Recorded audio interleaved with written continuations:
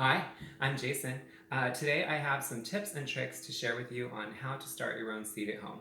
It is February here, 2021 in California, and I just got these, and so I was thrilled and excited, and I was like, I just need to make this video now. Um, so here we are. So as far as the materials that I have laid out, I'll just go over them with you really quick. I have our coconut core made by Burpee, and this is my seed starting medium. It's organic and sustainably harvested, which is really awesome. It makes a really great seed starting medium.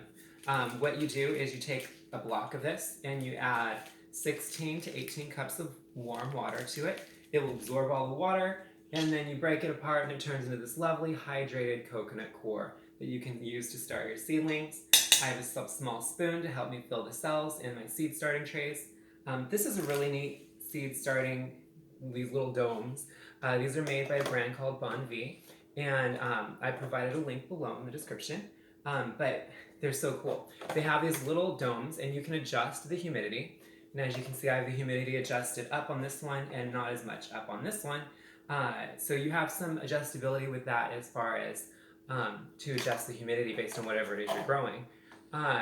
They also have these little cells that are transparent, so you can actually watch the roots as they grow, which will give you an idea of where the seedling is at before you actually decide to plant it, which is awesome. It's so much better than like you can't see through it and you don't really know how many roots are there. Sometimes you can prematurely pull your saplings and plant them prematurely and they don't do as well. Here you can see everything that's going on. You can also water them from beneath the way you're supposed to, which is fantastic. This kit, I got the 5-pack, but there's multiple quantities available. The 5-pack comes with 10 of these little tags, so you can put the name and date, always name and date everything that you grow, because you don't want to forget. And then, you can do 2 different types of seeds in like one kit, which is fantastic. I highly recommend, if you've never done it, starting a Word document, a planting calendar, just a single Word document.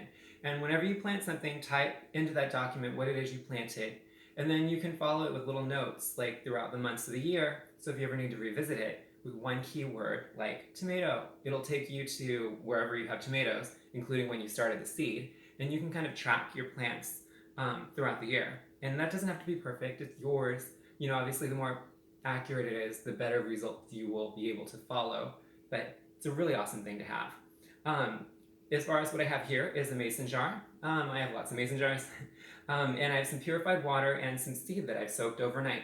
Always label and date what you have in the water. I've soaked it in an aspirin water, which is awesome because aspirin water stimulates and increases your germination rate for a lot of different types of seed, especially tomato seeds and seeds in the solanum family, like different types of peppers, different types of tomatoes. I use this soak on just about all the seeds I sprout, and I feel like I get a higher germination rate when I do so. And so I'll tell you how to do that. I have a zester, and I'll tell you what that's for. I have a chopstick that's actually for planting seeds. And I have a little bag with some used aspirin in it, and I'll tell you what that's all about. And then I have some aspirin. So as far as the aspirin water, pretty awesome. There's a couple ways you could do it. You can put half of a 325 milligram aspirin tablet, dissolve it into 1 gallon of water, have that set aside for whenever you want to do an overnight seed soak.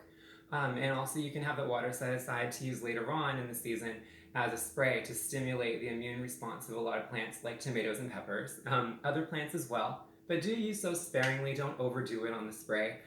You may be tempted to when you see like results like your plant perks up, but hold off, because if you spray too much, you can burn the leaves a little. So always do it at the very tail end of the day, and just do so sparingly if you use aspirin spray. But it is pretty awesome and effective, and I highly recommend it. But yeah, for the seed soak, what I do is I put my seeds in the mason jar, and then I add purified water.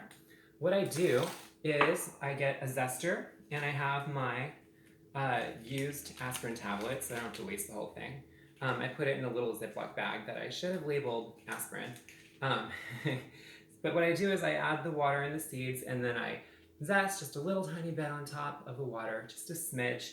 And so it's not exactly calculated, but it's enough to stimulate the germination of the seeds. And what I do is I stir it up, and I let it soak overnight. And then The next day, any seeds that have not sunk, discard those, because seeds that don't sink don't sprout. And so you want to keep only the seeds that have sunk, and then you'll plant them into your planters. And what I do for that is I just poke a little hole, and then I just put the seed in and cover it up, and cover it, and then give it a little bit of water once in a while. You'll be able to tell how much water is in here because you can just lift your tray out to see how much is in there. You don't want your seeds soaking in like tons of water. It just needs a little water to keep the already hydrated coconut coir hydrated so that your seedling can sprout. And then watch for the roots as you grow these. You can see right through the cells, remember, and you can see how far along they are before they sprout. Once your seeds have sprouted, a really good trick also is to kind of brush the tops, because that stimulates a growth hormone that tells the seed to make, or it decides to make, a thicker stem, so they don't get like overly elongated and flop over easy and snap. So you'll get your first couple leaves, and then you'll get your second set of leaves, which are your true leaves. And then as they grow, make sure that you have some really, really nice roots in there before you plant them up. While you're waiting for your seeds to sprout, make sure that you have these little trays, domes, placed in bright and direct light, indoors, in a place where they don't get too hot or too cold, until they sprout and they're at a really good size before you transplant outside. And don't put them directly into the sun when you transplant them. You want to slowly harden them off to wherever it is in the garden you're going to plant them permanently. I'd recommend potting them up into some potting soil and letting them grow larger before actually moving them into the garden. But this is a really awesome way to start your seeds.